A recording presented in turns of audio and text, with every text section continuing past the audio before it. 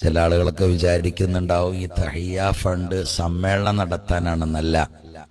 ഒരു രൂപ പോലും സമ്മേളനത്തിനുള്ള ചെലവിലേക്കല്ല. അതിന്റെ സ്റ്റേജ് കെട്ടാനോ അതിലുള്ള കസേര വിരിക്കാനോ പന്തലിടാനോ അവിടുത്തെ മറ്റുള്ള ഒരു പ്രവർത്തനങ്ങൾക്കും ഈ പണം നീങ്ങുകയില്ല.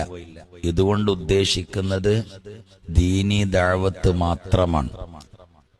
നമ്മളെ നാട്ടില് ഒരു മദ്രസക്കപ്പുറത്തൊരു മദ്രസ, അതിന്റെ അപ്പുറത്ത് വേറൊരു മദ്രസ, ഇങ്ങനെ പല മദ്രസകളും നമ്മുടെ നാട്ടിൽ ഒരു മഹല്ലത്തിൽ തന്നെ. ഇപ്പോ വാഴക്കാട് മഹല്ലില് ഏകദേശം 1, 2, 3, 4, 5, 7ഓളം മദ്രസകൾ നമ്മുടെ ഈ പരിസരത്തുണ്ട്. എന്നാൽ മദ്രസ ഇല്ലാത്ത ഒരുപാട് സംസ്ഥാനങ്ങളും ഒരുപാട് സ്ഥലങ്ങളും കർണാടകയിലും തമിഴ്നാട്ടിലും എന്ന് വേണ്ട പലയിടങ്ങളിലുമുണ്ട്. മദ്രസകളില്ലാത്ത, മര്യാദയ്ക്കൊരു നിസ്കാരം പോലും